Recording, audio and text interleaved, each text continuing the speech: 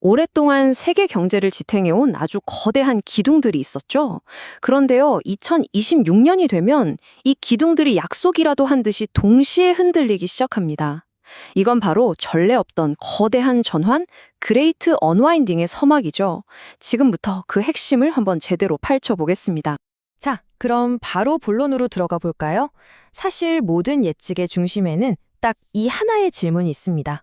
수십 년 동안 세계 기축 통화로 군림해왔던 이 미국 달러의 초강세 시대가 드디어 막을 내리는 걸까요? 이 거대한 전환의 진원지는 바로 세계 경제의 두 거인 미국과 일본입니다. 한쪽은 돈을 풀려고 하고 다른 한쪽은 돈을 조이면서 전 세계 자금의 흐름을 완전히 뒤바꿔 놓고 있거든요. 먼저 미국부터 한번 보죠. 2026년 초에 미국 경제는 정부 셧다운이 끝나고 또 대규모 경기 부양책이 나오면서 잠깐 반짝하고 성장할 가능성이 있습니다. 이게 어쩌면 달러 가치를 밀어 올리는 마지막 불꽃이 될 수도 있겠네요. 하지만 진짜 이야기는 2026년 5월부터입니다. 바로 제롬 파월 연준 의장의 임기가 끝나거든요. 그리고 그 뒤를 이을 사람은 금리 인하에 훨씬 적극적인 우리가 흔히 말하는 비둘기파 성향의 인물일 가능성이 아주 높습니다.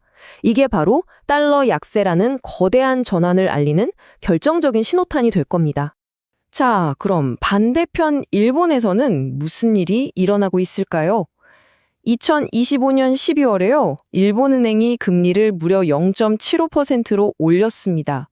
이게 얼마나 대단한 숫자냐면 자그마치 30년 만에 최고치입니다.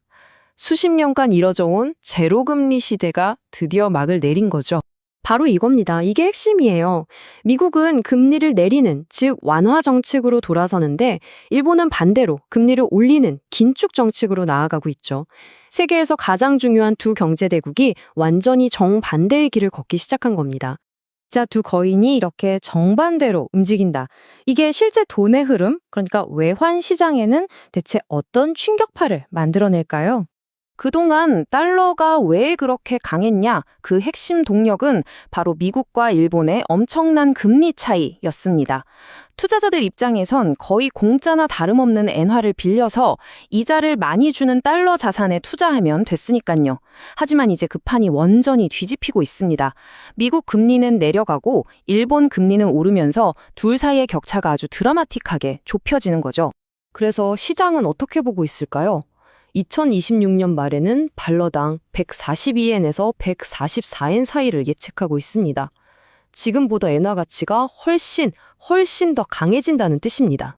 달러가 약해지는 동안 반대로 힘을 받는 통화도 있겠죠. 바로 유로화입니다.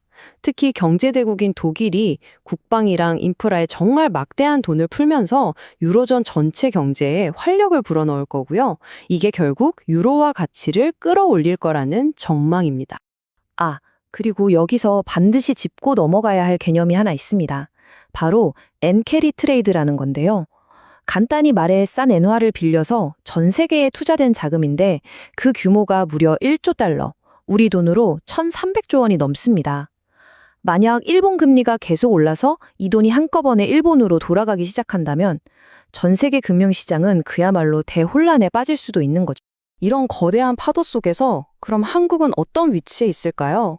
사실 이 글로벌 통화 전쟁은 우리에게 특히나 더 복잡한 숙제를 던져주고 있습니다.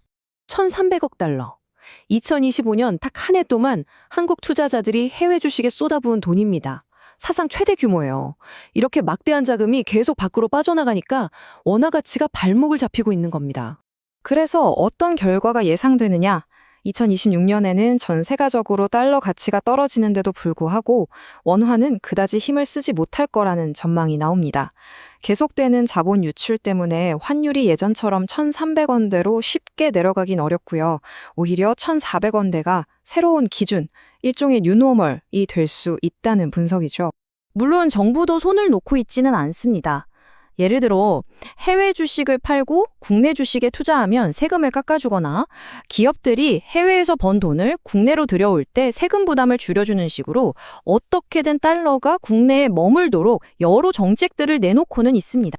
자, 그럼 이제 시선을 투자 시장으로 한번 돌려보겠습니다. 이렇게 경제 환경 자체가 바뀌니까 돈의 흐름, 즉 투자 전략도 당연히 크게 변화해야겠죠. 그동안 시장 전체를 지배하다시피 했던 M7, 7개의 거대 기술주에 대한 쏠림 현상이 조금씩 완화될 조짐을 보이고 있습니다. 실제로 전체 시장에서 차지하는 비중도 고점 대비해서 조금 줄었고요. 이건 투자자들의 관심이 이제 다른 곳으로 넓어지고 있다는 아주 중요한 신호입니다. 바로 이 슬라이드가 그 확산의 방향을 정확히 보여주고 있습니다. 이제 시장의 관심은 AI를 만드는 기업에서 AI를 실제로 활용하는 기업으로 넘어가고 있다는 거죠. 핀테크, 금융, 제조업, 유통 분야를 가리지 않고 기업들이 AI를 통해 어떻게 생산성을 높이고 있는지 한번 보세요. 이게 바로 AI 활용의 힘을 보여주는 정말 강력한 사례입니다. AI가 그냥 신기한 기술이 아니라 기업의 이익을 직접적으로, 그것도 엄청나게 늘려주는 현실적인 도구가 되었다는 걸 의미하죠. 그리고 이런 흐름은 우리 한국 시장에서도 똑같이 나타나고 있습니다. 그동안 반도체에만 집중됐던 이익 성장이 이제는 조선, 유틸리티, 헬스케어 같은 다른 산업으로 쫙 퍼져나가고 있거든요. 시장의 주도 업종이 다변화된다는 건 아주 긍정적인 신호입니다. 자, 오늘 분석의 핵심 내용을 정리해 보겠습니다. 2026년에는 구조적인 달러 약세, 그리고 엔화와 유로화의 강세가 예상됩니다. 그리고 투자 관점에서는요, AI를 개발하는 기업을 넘어서 AI를 활용해서 진짜 돈을 버는 기업들로 시야를 넓혀야 할 때라는 겁니다. 지금까지 다가오는 2026년의 거대한 경제적 전환에 대해서 자세히 살펴봤습니다. 이렇게 모든 것이 바뀌는 시대에 우리는 과연 어디에서 기회를 찾아야 할까요? 이 질문을 마지막으로 남기면서 오늘 분석은 여기서 마치겠습니다.